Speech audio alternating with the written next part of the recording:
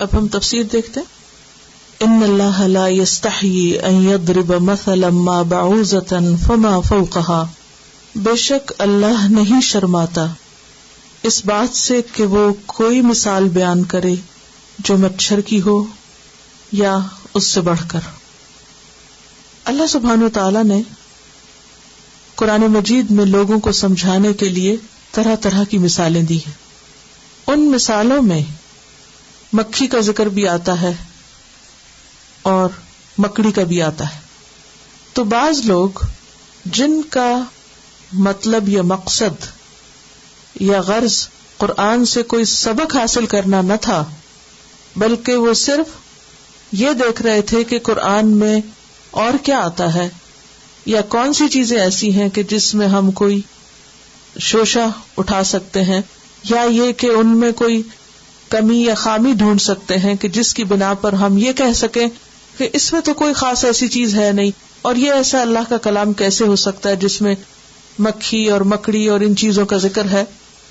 تو اس موقع پر ان آیات کے شان نزول کے بارے میں یہ آتا ہے کہ ایک موقع پر کچھ لوگوں نے یہ اعتراض کیا کہ قرآن مجید میں مکھی کا ذکر کیوں ہے؟ اگر یہ اللہ کا کلام ہے تو اتنی چھوٹی باتیں کیوں کی اللہ نے؟ اللہ سبحانہ وتعالیٰ فرماتے ہیں کہ اللہ اس بات سے نہیں شرماتا کہ وہ کوئی بھی مثال بیان کرے، خواہ وہ مچھر کی ہو یا اس سے مزید کسی اور چھوٹی چیز کی ہو، کیونکہ مثال بیان کرنے کا اصل مقصد بات سمجھانا ہے، وہ چیز مقصود نہیں ہے. اگر مکھی کی مثال بیان کی گئی ہے یا مکڑی کی مثال بیان کی گئی ہے تو بات مکھی یا مکڑی کی نہیں ہو رہی، بات کسی اور چیز کی ہو رہی ہے. اس مثال سے کچھ اور سمجھایا جا رہا ہے. تو تم توجہ رکھو اصل مقصد پر، نہ کہ چیزوں پر. سورۃ الروم آیت 58 میں اللہ تعالیٰ فرماتے ہیں وَلَقَدْ ضَرَبْنَا لِلنَّاسِ فِي هَذَا الْقُرْآنِ مِنْ كُلِّ مَثَلٍ، ہم نے قرآن میں لوگوں کے لیے ہر طرح کی مثالیں بیان کی ہیں. قرآن مجید میں ہر طرح کی مثال بیان کی گئی ہے. کس کے لیے؟ لوگوں کے لیے. لیکن ان سے فائدہ کون اٹھاتا ہے؟ وہی جو حق کا طالب ہو، وہی جو ہدایت چاہتا ہو. اب یہ مکھی کی مثال کہاں بیان کی گئی؟ سورۃ الحج آیت 73 میں اللہ تعالیٰ نے فرمایا یا ایھا الناس ضرب مثل، اے لوگو ایک مثال بیان کی جاتی ہے، فاستمعوا لہ، اسے غور سے سنو. ان الذین، یقیناً وہ ہستیاں، تدعون من دون اللہ، جن کو تم اللہ کو چھوڑ کے پکار رہے ہو، لن یخلقوا ذبابا، انہوں نے ایک مکھی بھی پیدا نہیں کی، وہ ایک مکھی بھی پیدا نہیں کر سکتے. وَلَوْ اجْتَمَعُوا لَهُ، خواہ وہ سب اس کے لیے اکٹھے کیوں نہ ہو جائے، سارے لوگ جمع ہو کر ایک مکھی بھی نہیں بنا سکتے. جب یہ بات بیان کی گئی تو ہونا تو یہ چاہیے تھا کہ لوگ غور و فکر کرتے کہ اچھا اللہ سبحانہ وتعالیٰ کی طاقت اتنی بڑی ہے کہ اس نے زمین و آسمان کی ہر چیز بنائی، اور باقی لوگوں کا حال یہ ہے، دیگر معبودوں کا حال یہ ہے کہ وہ ایک مکھی بھی نہیں مل کے سارے بنا سکتے.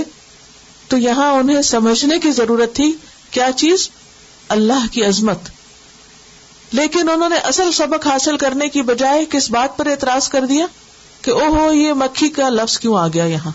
تو اللہ تعالیٰ نے مکھی کو چھوڑ کے اس سے بھی چھوٹی چیز کی مثال دے کے فرمایا کہ ان اللہ لا یستحیی ان یضرب مثلا ما بعوضۃ فما فوقها، اللہ کو اس بات سے کوئی چیز نہیں روکتی، اللہ اس بات سے نہیں شرماتا کہ وہ کسی مچھر کی بات کرے.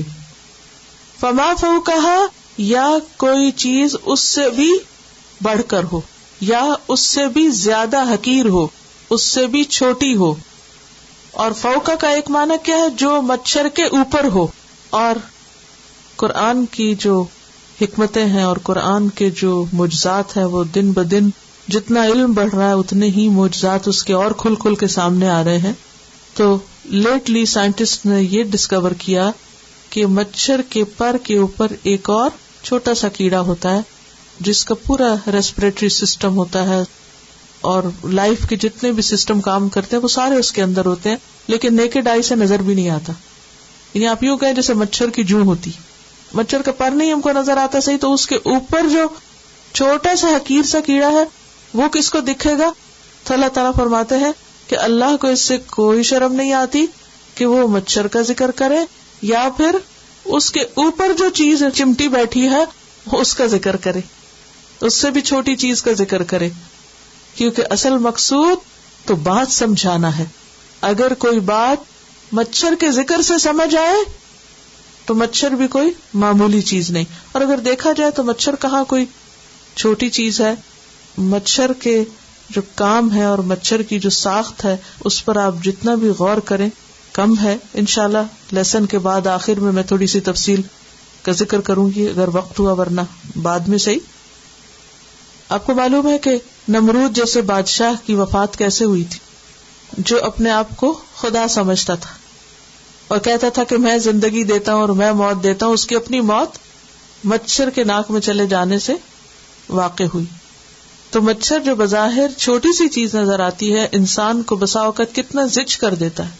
یہاں تو آپ کو تجربہ کم ہوتا ہے، لیکن اگر کبھی کسی جگہ پر آپ پارک وغیرہ میں ہو تو بعض اوقات ایک چھوٹا سا مچھر ایسے ایسے پاؤں کو کاٹتا ہے اور جب آپ اس کو اڑاتے ہیں تو پتہ نہیں چلتا کہاں گیا، اور پھر آپ تھوڑی دیر میں پھر دوبارہ آ جاتا ہے اور پھر آپ اپنے آپ کو مار دیتے ہیں اس کو کچھ کرنے کی وجہ پہ. تو مچھر دیکھنے میں سائز میں چھوٹا ہے لیکن اس کے جو کام ہے اور اس کی جو پھرتی ہے اور اس کی جو ساخت ہے وہ معمولی نہیں ہے. اور بہرحال اللہ سبحانہ وتعالی کو اپنی بات کے بیان کرنے میں، حق کو واضح کرنے میں کوئی شرم محسوس نہیں ہوتی. فَأَمَّا الَّذِينَ آمَنُوا، تو رہے وہ لوگ جو ایمان لائے، فَيَعْلَمُونَ، تو وہ جانتے ہیں، أَنَّهُ الْحَقُّ، کہ بے شک وہ مثال حق ہے، من ربہم، ان کے رب کی طرف سے ہے. قرآن مجید میں جو بھی بات بیان ہوئی ہے وہ بالکل سچ ہے، لا ریب فیہ ہے، اور ان کے رب کی طرف سے آئی ہے. یعنی ایمان والے مثال کو سمجھ جاتے ہیں، مقصد سمجھ جاتے ہیں. لیکن جیسے کہ اللہ سبحانہ وتعالی سورۃ العنکبوت آیت 43 میں فرماتے ہیں، وَتِلْكَ الْأَمْثَالُ نَضْرِبُهَا لِلنَّاسِ وَمَا يَعْقِلُهَا إِلَّا الْعَالِمُونَ، یہ مثالیں ہم لوگوں کے لیے بیان کرتے ہیں لیکن ان کو صرف جاننے والے ہی سمجھتے ہیں، صرف علم رکھنے والے ہی مثالیں سمجھتے ہیں. بعض اسکالرز کے بارے میں آتا ہے کہ وہ اس آیت کو پڑھ کے رویا کرتے تھے اگر ان کو قرآن کی کوئی مثال سمجھ نہ آتی. کیوں روتے؟ کہ اللہ سبحانہ وتعالیٰ نے فرمایا ہے کہ میری مثالوں کو صرف علم والے سمجھتے ہیں، اور اگر ہمیں مثال سمجھ نہیں آ رہی تو ہم علم والے نہیں. اب علم والا ہونا کوئی معمولی بات نہیں ہے، کیونکہ علم کی بنا پر فرشتوں کو سجدے کا حکم دیا گیا تھا. کس کو؟ انسان کو. اور اللہ سبحانہ وتعالی کے نزدیک علم کی اہمیت باقی تمام چیزوں سے زیادہ ہے.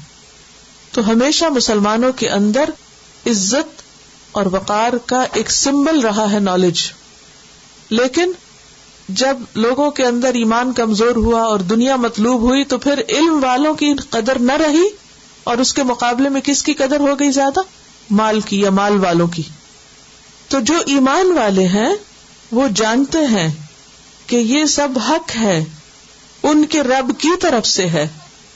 وَأَمَّا الَّذِينَ كَفَرُوا، اور لیکن وہ لوگ جو انکار کرتے ہیں، کفر کرتے ہیں، فَيَقُولُونَ، تو وہ کہتے ہیں، ماذا اراد اللہ، کیا کچھ ارادہ کیا اللہ نے، بہذا مسئلہ، اس مثال کو بیان کر کے. یہ مثال اللہ نے بیان ہی کیوں کی؟ اللہ کیا چاہتا ہے اس مثال کو بیان کر کے؟ بات خود نہیں سمجھتے اور اعتراض اللہ پہ کرتے ہیں. یہ ہے کم عقلی. تو بہت سے لوگ جن کو اللہ کی بات سمجھ نہیں آتی یا ان کی عقل کے مطابق اس میں کوئی سینس نہیں بنتی، تو بجائے اس کے کہ خود کو بلیم کریں، اس بات کا اعتراف کریں کہ ہم کم علم ہیں، فوراً کیا کرتے ہیں؟ اللہ پر اعتراض کہ یہ مثال ہی کیوں آئی، کیا مطلب ہے اس کا. فرمایا یضل بہ کثیرا، وہ اس کے ذریعے بہت سے لوگوں کو گمراہ کر دیتا ہے. انہی مثالوں کو لوگوں کی ہدایت کی بجائے ان کی گمراہی کا ذریعہ بنا دیتا ہے. یہ لوگ وہاں سے بھٹک جاتے ہیں. وَيَهْدِي بِهِ كَثِيرًا، اور اسی کے ذریعے بہت سو کو ہدایت مل جاتی.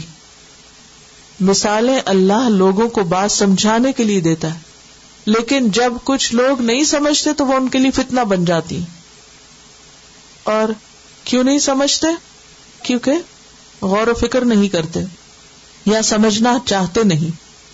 وَمَا يُضِلُّ بِهِ إِلَّا الْفَاسِقِينَ، اور نہیں وہ گمراہ کرتا اس کے ذریعے مگر فاسقوں کو، نافرمان لوگوں کو، جو اللہ کی بات ماننا نہیں چاہتے. ان کو پھر اللہ کی بتائی ہوئی بات سمجھ میں بھی نہیں آتی اور وہ حق سے بھٹک جاتے ہیں. اس آیت میں ہمارے لیے بہت سے سبق ہیں سیکھنے کے. پہلی بات تو یہ ہے کہ اللہ سبحانہ وتعالی حق بات کرتے ہوئے نہیں شرماتا. اس میں ہمارے لیے کیا سبق ہے کہ ہمیں بھی حق بات کرتے وقت نہیں شرمانا چاہیے، نہیں ڈرنا چاہیے، نہیں جھجکنا چاہیے. پہلے دن آپ سے میں نے کہا تھا کہ جو آپ پڑھیں دوسروں کے ساتھ جا کر ڈسکس بھی کیا کریں، شیئر کیا کریں، کیونکہ شیئر نہ کرنے والوں کے بارے میں کیا کہا گیا؟ سمن بکمن عمیون.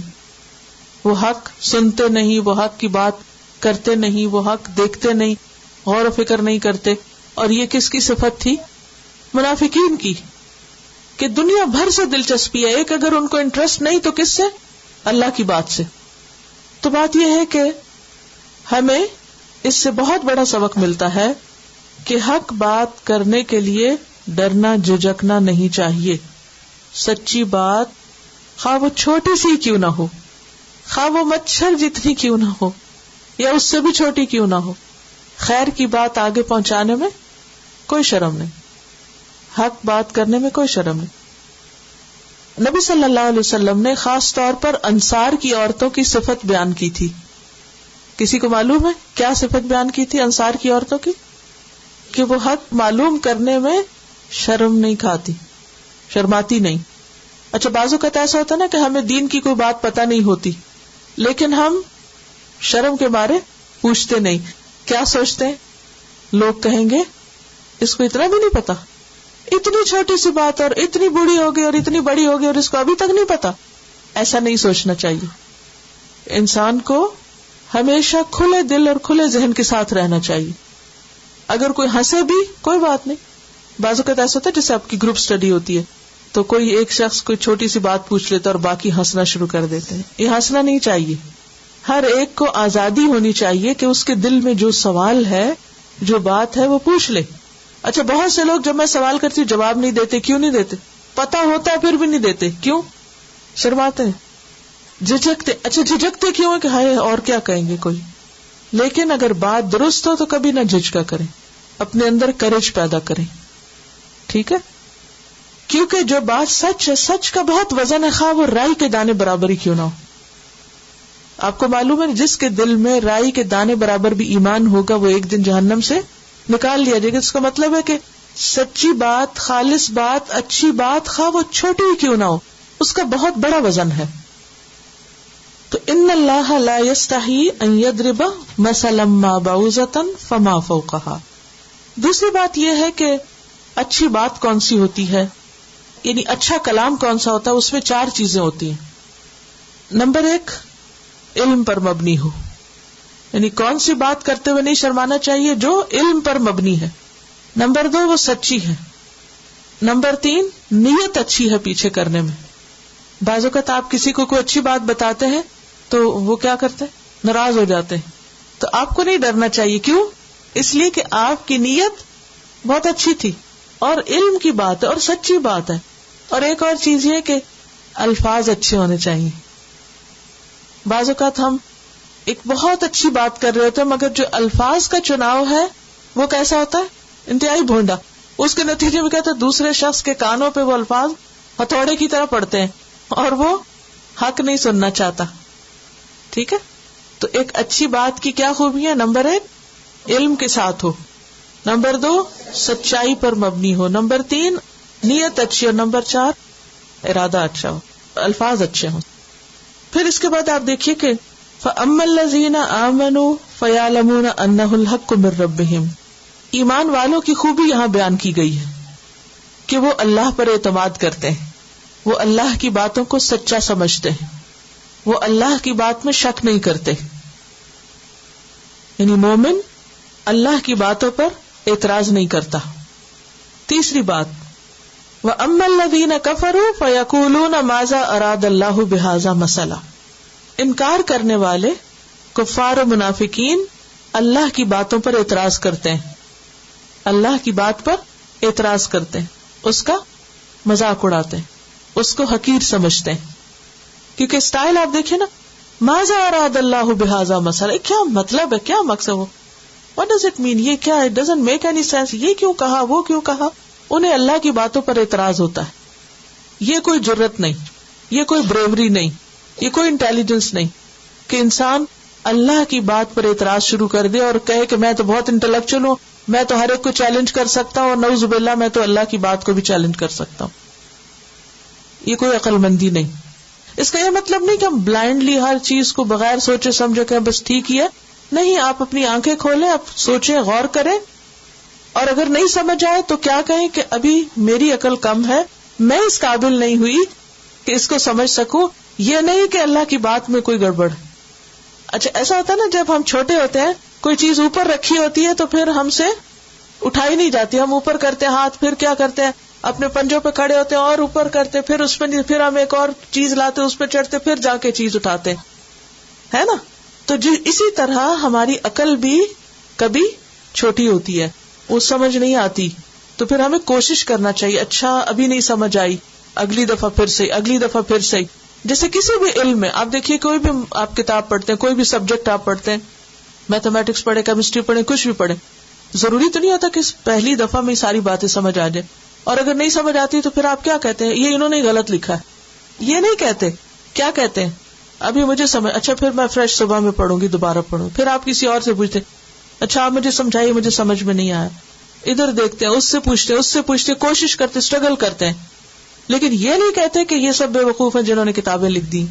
بعض اوقات وہ پروو بھی ہو جاتا ہے کہ وہ غلط ہے، پھر بھی علم کی دنیا میں ایک احترام ہوتا ہے، کریٹیسائز کرتے ہیں، لیکن کریٹیسائز کرنے کے پیچھے یعنی پازیٹو کریٹیسزم ہوتا ہے، نیگیٹو کریٹیسزم کرنے والے ہی کے خلاف جاتا ہے۔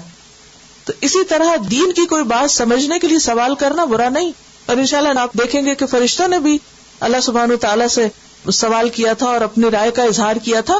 آپ اپنے اوپینین کا اظہار کر سکتے ہیں، آپ اپنی دل کی بات کر سکتے ہیں، لیکن یہ نہیں کہہ سکتے کہ نعوذ باللہ یہ بات غلط ہے اور یہ ایسا ہونا نہیں چاہیے اور ایسا ہو نہیں سکتا اور it doesn't make any sense.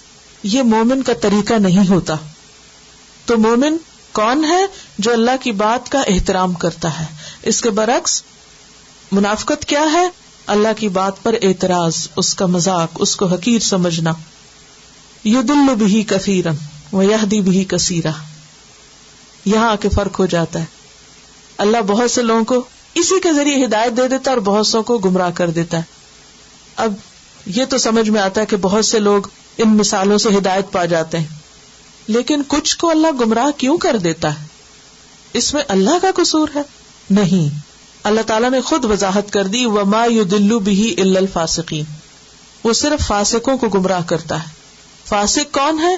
جو اپنی خواہشات کی پیروی کرنے والے، جو اللہ کے راستے پر چلنے والے نہیں، ہدایت پہ چلنے والے نہیں، بلکہ اس کے برعکس اپنی مرضی کرنے والے، حدیں توڑنے والے، جو اپنی مرضی کے مطابق جینا چاہتے ہیں، اللہ کی باؤنڈریز کے اندر نہیں رہنا چاہتے، اللہ کی بتائی ہوئی باتوں کے اندر نہیں جینا چاہتے۔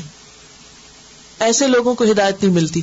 تو اس سے کیا پتہ چلتا ہے کہ اگر آپ قرآن پڑھیں کھلے دل سے، عمل کی نیت سے، تو آپ کو بہت سی چیزیں نظر آئیں گی، ہدایت کی راستے ملتے جائیں گے، آپ کے ہر سوال کا جواب یہاں سے ملے گا۔ لیکن اگر نیت خراب ہے اور عمل کا ارادہ نہیں ہے تو پھر آپ کیا چاہیں گے؟ قرآن بدل جائے، قرآن میں تبدیلی ہو جائے، ہم نہ بدلیں۔ تو فاسق کون ہے؟ جو خود کو نہیں بدلنا چاہتا، حدیں توڑنا چاہتا ہے، نافرمانی کرنا چاہتا ہے۔ تو ایسے لوگوں کو پھر اس قرآن سے فائدہ نہیں ہوتا۔ اور پیچھے بھی ہم یہ بات پڑھ چکے ہیں ہدایت کے بارے میں، اور اہدنا الصراط المستقیم، اور پھر ختم اللہ علی قلوبہم میں، اور پھر اس کے بعد یہاں پھر ہدایت کی بات ہے۔ تو یاد رکھیے کہ ہدایت حاصل کرنے کے لیے 4 چیزیں ضروری ہیں. ہدایت حاصل کرنے کے لیے 4 چیزیں ضروری ہیں. نمبر 1، قرآن و سنت کا مطالعہ، قرآن و سنت کا علم حاصل کرنا، کیونکہ قرآن ہدایت کا ذریعہ ہے. ذالک الکتاب لا ریب فیہ ھدی للمتقین.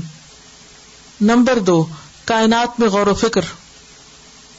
ابراہیم علیہ السلام کو ہدایت کہاں سے ملی تھی؟ کائنات میں غور و فکر سے. نمبر 3، دعا کی کثرت. جب دل میں کوئی شک آنے لگے اللہ کے بارے میں، رسول کے، کتاب کے، کچھ بھی، تو اس کا ذکر نہیں کریں. کیا کریں؟ اپنے لیے دعا کریں کہ یا اللہ تو میرے دل کو چین دے دے اور میرا حق پر دل جما دے. نمبر 4، نیک لوگوں کی مجلس، مجالست الصالحین، نیک لوگوں کی زیارت، ملاقات. یہ کیوں ضروری ہے؟ نیک لوگوں کے پاس بیٹھنا کیوں ضروری ہے؟ کیونکہ ان کو دیکھ کر آپ کا ایمان بڑھتا ہے، ان کا یقین آپ کے اندر ٹرانسفر ہوتا ہے. اس لیے اگر کوئی واقعی سچا ہے کہ اس کو صحیح رستہ ملے تو اس کے لیے ضروری ہے کہ یہ 4 کام کرے. نمبر 1، علم حاصل کرے.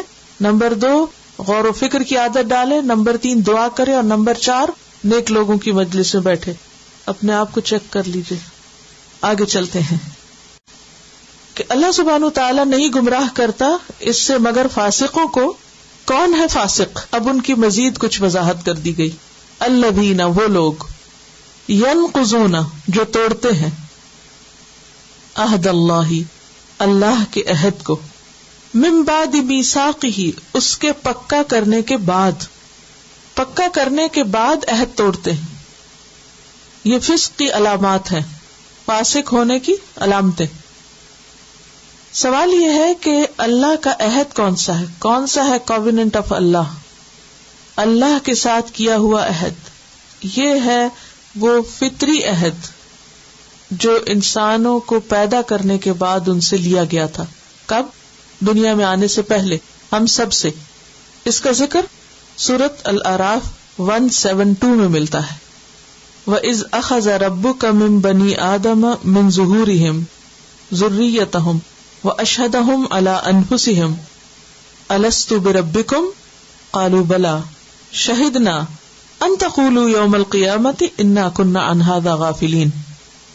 خلاصہ اس کا یہ ہے کہ آدم علیہ السلام کی پشت سے اللہ نے سب انسانوں کو پیدا کر کے ایک میدان میں ان کو کھڑا کیا اور ان سے پوچھا کہ کیا میں تمہارا رب نہیں ہوں؟ تو سب نے کہا کہ ہاں، ہم گواہی دیتے ہیں کہ آپ ہمارے رب ہیں. ہم سب نے اللہ کے وجود کا اقرار کر رکھا ہے. یہ ہمارا اللہ کے ساتھ عہد ہے کہ ہم آپ کو رب مانتے ہیں. من بعد میثاقہ، اس کو پکا کرنے کے بعد. پکا کب کیا؟ جب دنیا میں آ کر شعوری طور پر ہم نے لا الہ الا اللہ پڑھا، جب پیغمبر بھیجے گئے اور انہوں نے آ کے یاد دہانی کرائی.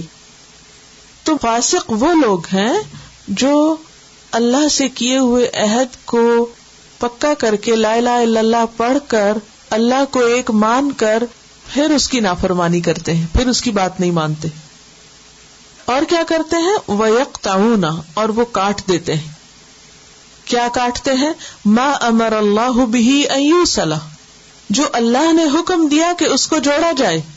جن چیزوں کو اللہ نے جوڑنے کا حکم دیا اس کو وہ کاٹتے ہیں. وہ کیا ہے جس کو اللہ نے جوڑنے کا حکم دیا ہے؟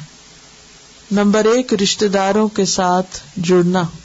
نمبر 2، رسولوں کی مدد کرنا، حق کا دفاع کرنا، دین کے مددگار بننا، دین سے جڑنا.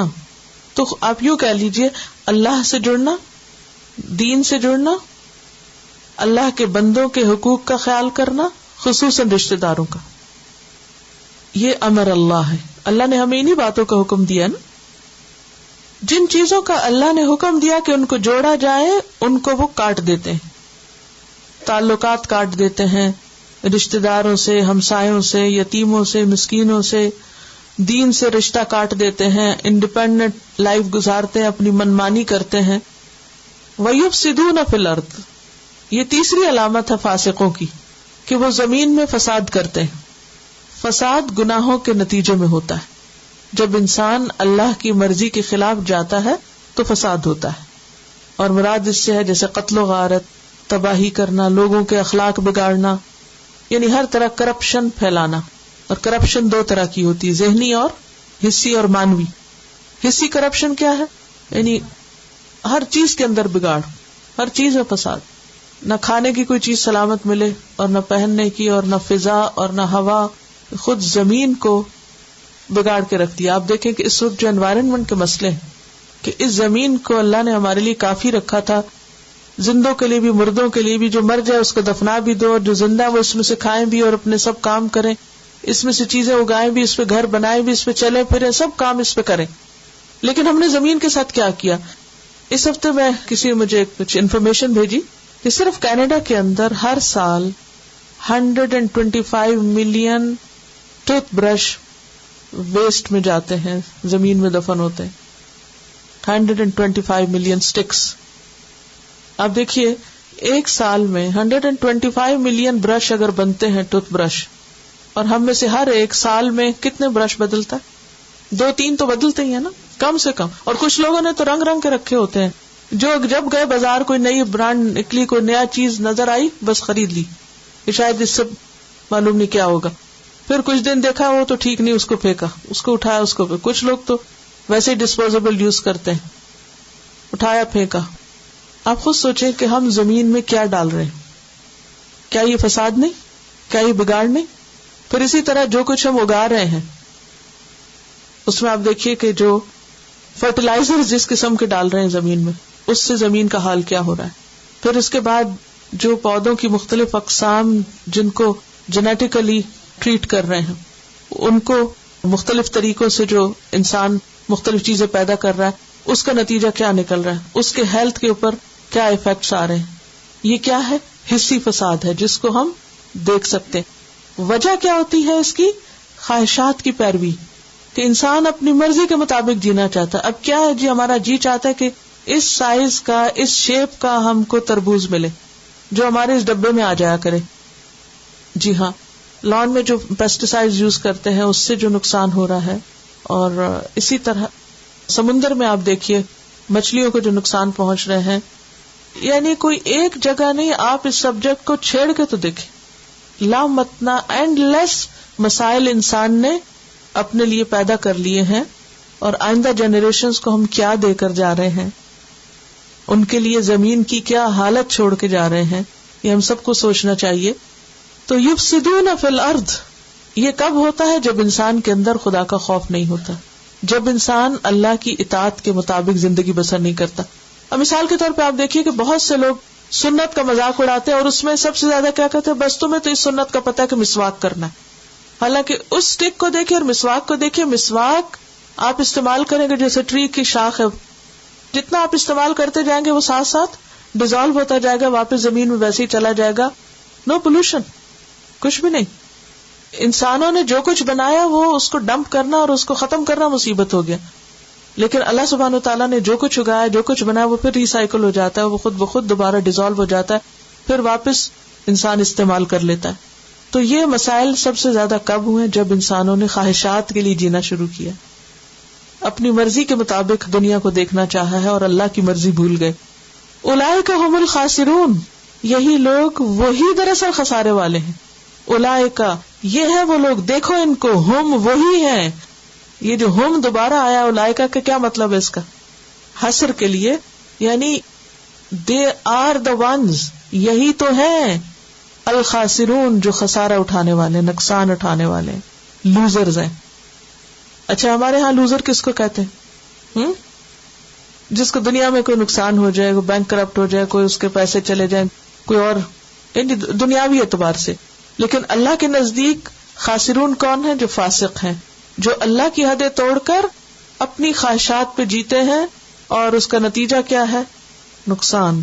ایک طرف اللہ کی عبادت کا ہم کو حکم دیا، پچھلے سبق میں ہم نے دیکھا کہ لوگوں اللہ کی عبادت کرو تاکہ تم بچ جاؤ برے انجام سے، اور جو لوگ عبادت نہیں کرتے، اپنی مرضی سے جینا چاہتے ہیں، یہاں ان کا ذکر کیا گیا، اور ان کا یہاں انجام بھی بتا دیا گیا کہ وہ بچنے والے نہیں، وہ سب کچھ لوز کر جائیں گے.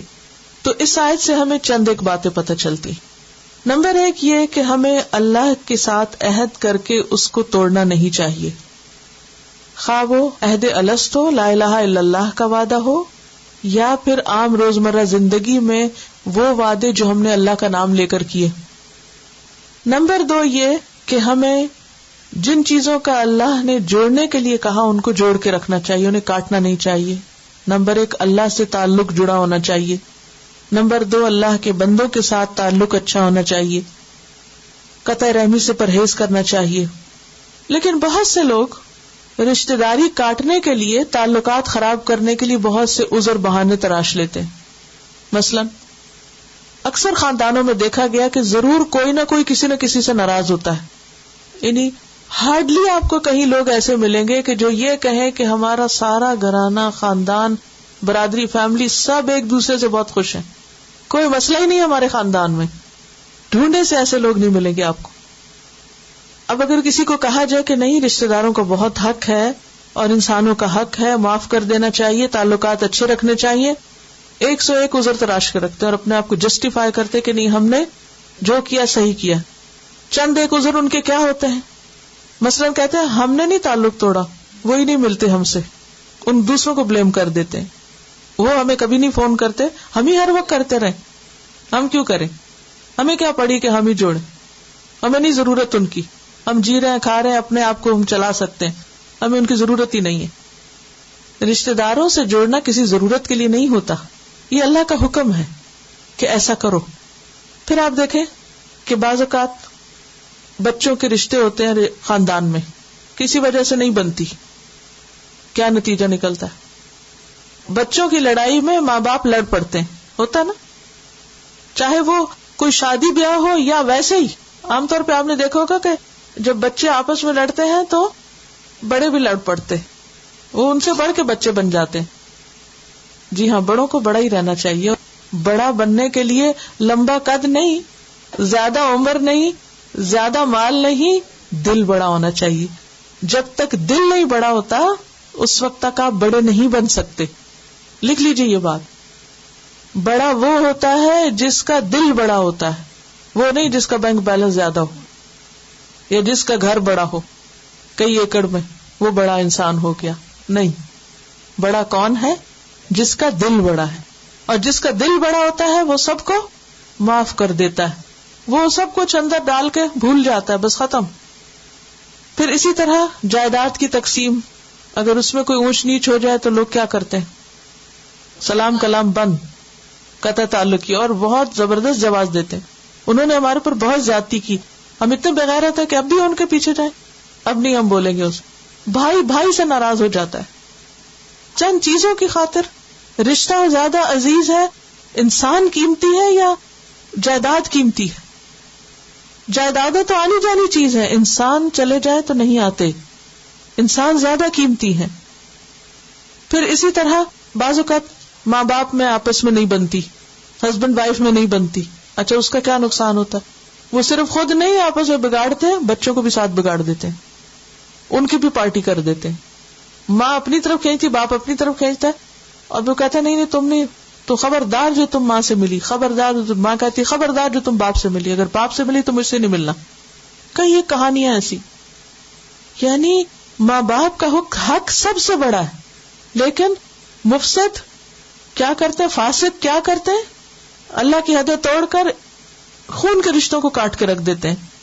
پھر اسی طرح اگر کوئی بعض اوقات رشتہ دار ہمیں سمجھانے کی کوشش کرے کہ دیکھو تم بچوں کو سمجھاؤ یا کچھ، تو ہم کیا کرتے ہیں، ہمارے بچے ٹھیک ہے، ہم تمہاری شکل نہیں دیکھنا چاہتے، آج کے بعد ہمیں نصیحت نہ کرنا، تو جو نصیحت کرتا ہے اسی سے ہم کاٹ کے رکھ لیتے ہیں۔ اکثر ایسا تھا نا، لوگ ان لوگوں سے ملنا جلنا چھوڑ دیتے ہیں اور کیا کہتے ہیں، یہ ٹو مچ انٹرفیئرنس کرتے ہیں، حتیٰ کہ بعض اوقات اپنے ماں باپ کے ساتھ ملنا چھوڑ دیں، یہ انٹرفیئرنس کرتے ہیں، یہ بھی قطع رحمی میں آتا ہے۔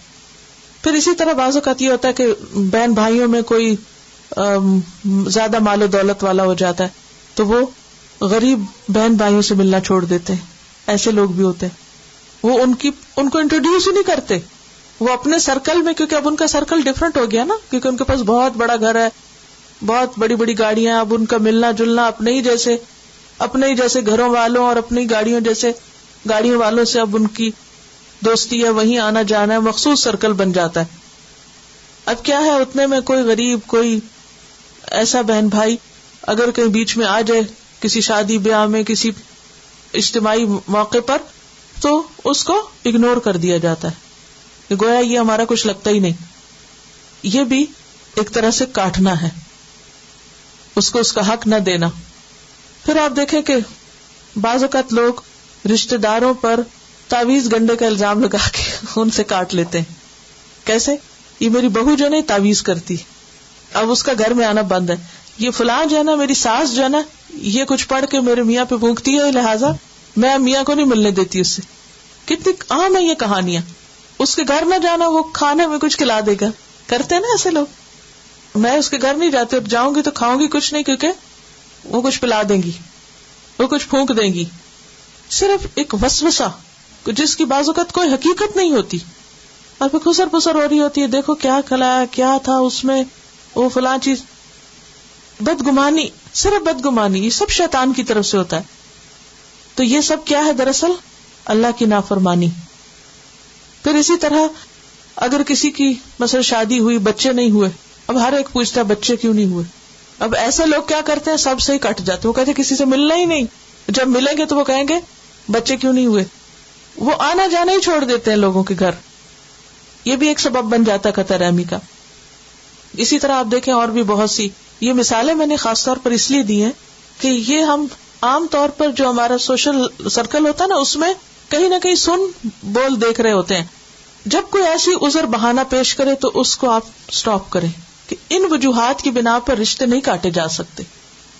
یہ بالکل آپ نے درست کہا کہ ایسے ہمیں کسی سے سوال کرنے بھی نہیں چاہیے, حیا ہونی چاہیے. ٹھیک ہے آپ کسی کو دعا دے سکتے ہیں یا کچھ, لیکن بلا وجہ کسی کی زندگی میں اتنی مداخلت نہ کریں کہ جو دوسرا زچ ہو جائے.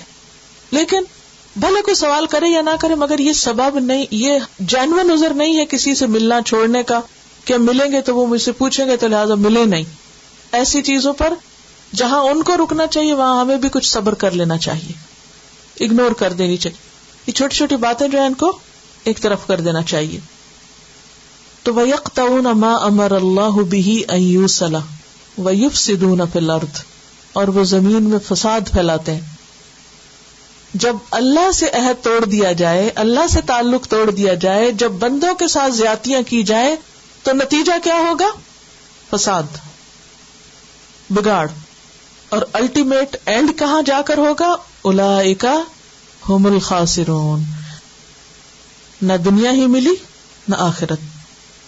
تو نتیجہ یہ ہے کہ یہ سب کام کرنے والے خاسر ہیں, لوزر ہیں, خواہ وہ دنیاوی اعتبار سے بہت سکسیسفل کیوں نہ ہو.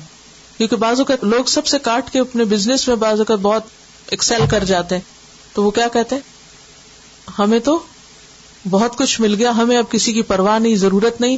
دنیا میں قارون کا خزانہ بھی کسی کو مل جائے تو بھی وہ اپنے آپ کو خوش قسمت نہ سمجھے اگر اس کی زندگی میں یہ گناہ شامل ہے کہ اس کا اللہ سے کوئی تعلق نہیں, اس کا رشتہ داروں سے معاملہ اچھا نہیں, اور وہ ہر ایک کے گھر میں فساد ڈال رہا ہے. ایسا شخص جو ہے وہ کبھی کامیاب نہیں ہو سکتا. اور خاسرون اگر دنیاوی سینس میں بھی دیکھیں نا, تو آپ دیکھیں کہ جب انسان اللہ سے تعلق نہیں رکھتا نا تو کبھی خوش نہیں رہ سکتا, اور جب انسانوں سے تعلق اچھا نہیں رکھتا تو بھی لوز کر جاتا ہے. پھر فرمایا کیف تکفرون باللہ, پیچھے کہا نا کہ اللہ کی عبادت کرو, اللہ کو مانو, اور یہاں کہا کہ نہیں مانتے. ہاؤ کم کہ تم اللہ کا انکار کرتے ہو, اللہ کو ڈینائی کرتے ہو, کیسے انکار کر سکتے؟ وَكُنْتُمْ أَمْوَاتًا, تم مردہ تھے. اب دیکھیں پہلے ایک طرح سے دلیل دی, اپنے رب کی عبادت کرو جس نے تم کو پیدا کیا. اب دوسری طرح سے دلیل دی جا رہی ہے کہ انکار مت کرو, تم اپنے آپ کو دیکھو تو کہ تم تھے کیا. كُنْتُمْ أَمْوَاتًا, تم لائف لیس تھے. اس دنیا میں آنے سے پہلے کی زندگی ہماری کیا تھی؟ ہم لائف لیس تھے, روح نہیں تھی. فَأَحْيَاكُمْ, تو اس نے تم کو زندگی دی, یعنی ماں کے پیٹ میں تمہارے اندر روح ڈالی. یہ اس زندگی کی طرف اشارہ ہے. ثُمَّ يُمِيتُكُمْ, پھر وہ تم کو موت دے گا. کب؟ دنیا سے جانے کے وقت روح نکال لے گا. ثُمَّ, پھر يُحْيِيكُمْ, وہ زندہ کرے گا تم کو. یہ زندگی آخرت کی زندگی ہے جس کے بعد کوئی موت نہیں. ٹھیک ہے, یہ ثم یحییکم کیا ہے؟ کون سی زندگی؟ آخرت کی زندگی جس کے بعد پھر کوئی موت نہیں. آغاز کہاں سے؟ تم کچھ نہ تھے، پھر کیا ہوا؟ زندگی ملی، پھر کیا ہوگا؟ موت، پھر کیا ہوگا؟ زندگی، پھر کیا ہے؟ زندگی ہی زندگی، کوئی موت نہیں اس کے بعد. تو سائیکل کمپلیٹ ہو گیا. اب یہ زندگی کون سی ہے؟ قبر میں جیسے دوبارہ روح ڈال کر حساب ہوتا ہے، حشر کے دن اٹھایا جائے گا. ثم الیہ ترجعون، پھر تم اس کی طرف لوٹائے جاؤ گے. یعنی حشر کے دن اس کے سامنے لا کھڑے کیے جاؤ گے. کس لیے؟ کیوں؟ حساب کتاب کے لیے، جزا سزا کے لیے اس کے پاس لائے جاؤ گے. 2 دفعہ زندگی، 2 دفعہ موت. پہلی زندگی یہ ہے، پھر مرنا، پھر زندگی.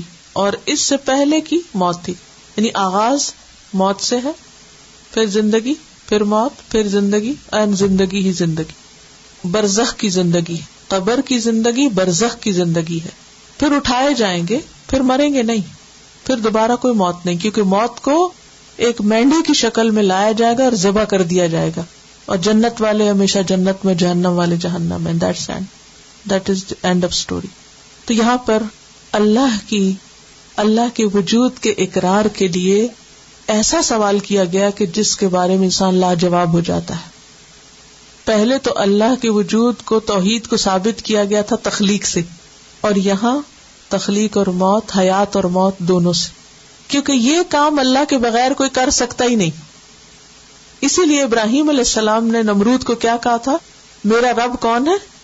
وہ جو زندگی دیتا ہے اور جو موت دیتا ہے. تو نمرود نے کہا میں بھی زندگی دیتا ہوں اور موت دیتا ہوں. بہرحال یہاں کیا ہے کہ کوئی بھی شخص اللہ کے وجود کا انکار نہیں کر سکتا، کیونکہ زندگی صرف اللہ دے سکتا ہے. کتنی حیرت انگیز بات ہے نا کہ آپ میں سے جو مائیں ہیں انہوں نے یہ تجربہ کیا ہوگا کہ پیٹ کے اندر اچانک ایک حرکت ہوتی ہے، اس سے کیا پتا چلتا ہے کہ روح آ گئی ہے. وہ کب ہوتا ہے پتا چلتا ہے آپ کو؟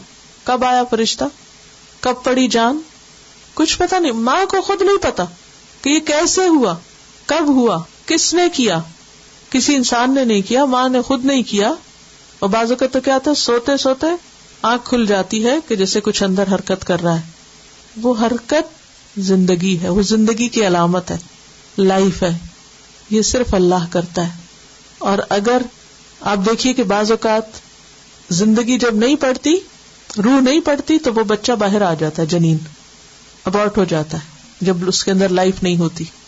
اسی لیے جب روح نہیں پڑتی اور وہ بچہ جس کا لوتھڑا وغیرہ تو بنا ہوتا ہے، روح نہیں ابھی اندر آئی ہوتی، وہ باہر آ جاتا ہے، تو اس پر نہ جنازہ ہوتا ہے، نہ غسل ہوتا ہے، نہ کفن ہوتا ہے، نہ دفن.